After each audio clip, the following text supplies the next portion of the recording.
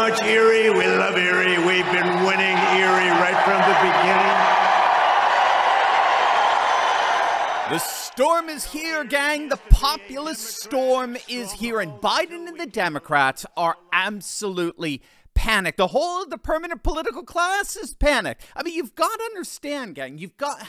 This wasn't supposed to happen. Trump was supposed to disappear into that good night. Republicans were supposed to be too worried renominating him with all the baggage of indictments and pending trials and convictions. This wasn't supposed to happen. I'm thrilled to be back in the beautiful Commonwealth of Pennsylvania with thousands of proud, hardworking American patriots. For 7 years, you and I have been fighting side by side to rescue our nation from the sinister forces who truly hate it and want to destroy it. And some of those are from within. We do know that. We do know that. Now we're approaching the most important battle of our lives. With your help, we are going to win the Pennsylvania primary very easily, actually. And we're going to evict crooked Joe Biden from the White House. We're going to take back our country, and we're going to make America great again. Well, as you can see there, Trump is storming Pennsylvania. He's the first Republican to have won Pennsylvania in 30 years back in 2016. And, of course, we all went to bed on the election night of 2020 when he was ahead by 700,000 votes, a lead that just miraculously evaporated come the next morning. Strange how that happened. Well, as you can see, Trump's momentum in the Keystone State is as strong as ever. In fact, it appears Trump set a bit of a record over the weekend when taking online attendance into account. The audience he drew at the Erie Insurance Arena beat out the likes of Elton John, Rod Stewart, Cher, Kiss, Alan Jackson. I mean, Trump is crushing it. He's a rock star. He's the first rock star of politics. I still remember Obama having a hard time even getting a room full of people after his tenure as president finished. And here's Trump packing arenas with bigger audiences than major rock and pop stars. Now, obviously, this is freaking out Biden and the Democrats. As I'm sure you've heard, the Biden White House is so desperate that the Justice Department is actively seeking to send Devin Archer, a key witness in the Hunter Biden case, to prison just a day before his scheduled congressional testimony, which is today. A Manhattan federal prosecutor filed a letter requesting a judge to set a date for Archer to begin his one-year sentence in an unrelated fraud case before he even has the chance to testify before Congress. And of course, that testimony is expected to shed light on President Biden's potential involvement in Hunter's overseas business dealings. So they're not even hiding their panic at this point. Here's Republican James Comer. Yeah, the letter from the Department of Justice is trying to nudge the judge to go ahead and sentence Devin Archer for something unrelated to what we're going to be talking to him about tomorrow. It's odd that it was issued on a Saturday, and it's odd that it's right before he's scheduled to come in to have an opportunity to speak in front of the House Oversight Committee and tell the American people the truth about what really went on with Burisma. So, you know, I don't know if this is a coincidence, Maria, or if this is another example of the weaponization of the Department of Justice, but I can tell you this. The lengths to which the Biden legal team has gone to try to intimidate our witnesses, to coordinate with the Department of Justice, and to certainly coordinate with the Democrats on the House Oversight Committee to encourage people not to cooperate with our investigation, to encourage banks not to turn over bank records, to encourage Treasury not to let us have access to those suspicious activity reports. It's very troubling, and I believe that this is another violation of the law. This is obstruction of justice. But the maddening thing here, gang, is Comer, what the hell are you doing about this? Biden and Merrick Garland will continue to do this as long as Republicans allow them to do it. It's time you impeach them both and show this nation just how corrupt this so-called Justice Department really is. And all you got to do is look at the crowds that Trump is attracting here. No one even comes close. And now we've got some stunning polling to boot. You're going to absolutely love this. But first, you all know of a very new and serious threat coming from woke corporations.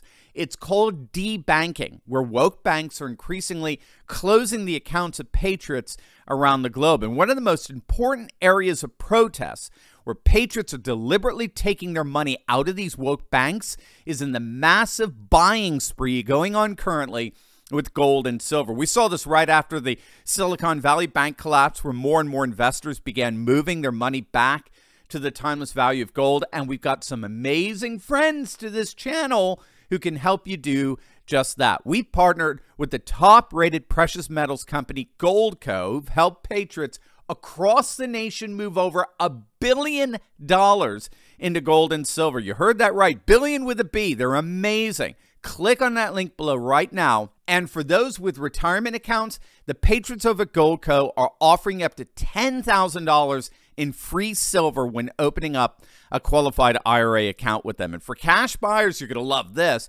You can now get bonus silver just for making a purchase. So if you buy $15,000 worth of precious metals, you're going to get $750 in bonus silver. If you buy $25,000, you're going to get over $1,200 worth of bonus silver. But that's only as long as supply lasts. So don't wait. Click on that link below right now. This is your opportunity to protect yourself from woke banks by guarding your assets with what patriots have invested in for centuries, the timeless value of gold and silver. Click on that link below right now. The latest Gallup poll on political self-identification is absolutely panicking the Democrats. As of right now, 45% of the public consider themselves Republicans, while only 42% consider themselves Democrats. Now, you have to understand how significant that is. Henry Olsen of the Washington Post pointed out that Republicans have led or been tied with Democrats in these partisan self-identification polls only twice in the last 90 years. Republicans are polling better today than they have in virtually 90 years. It gets even worse for the Democrats. Get this. Biden's approval numbers, his average approval rating for his 10th quarter in office, is lower than all other post-World War II presidents, for the sole exception of Jimmy Carter. And we all know what happened to him.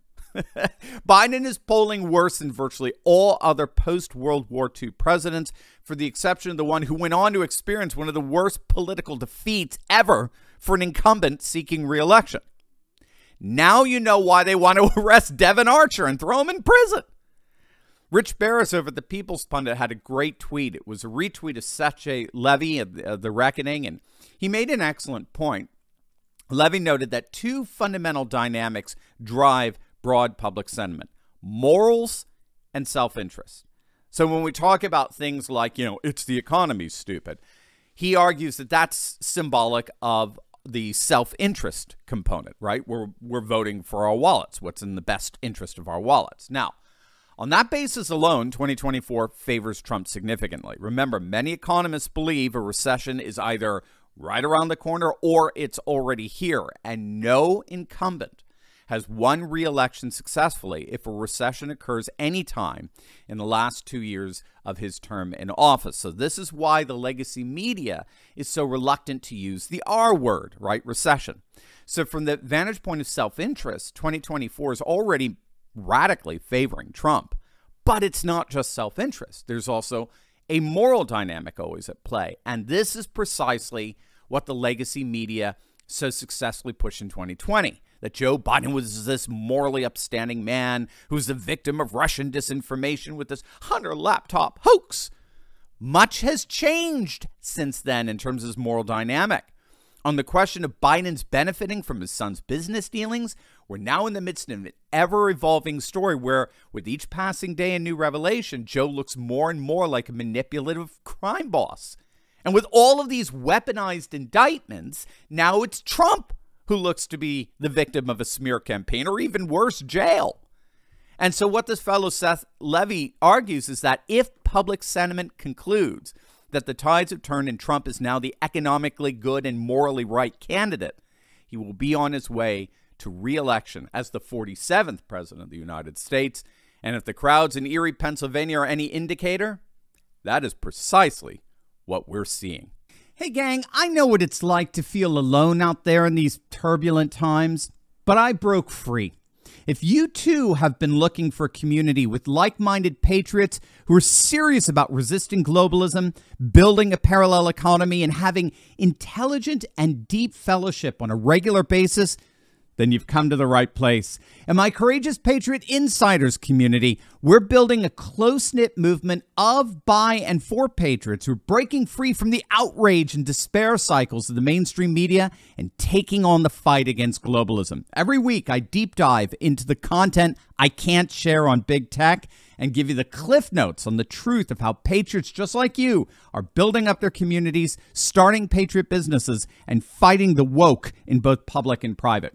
All with a few history and political lessons from yours truly, of course. If you want to stop feeling alone as a patriot and stand together with this fast-growing community, be sure to click on the link in the description below. Don't wait. Join me and my Patriot Coalition today, and let's get fighting.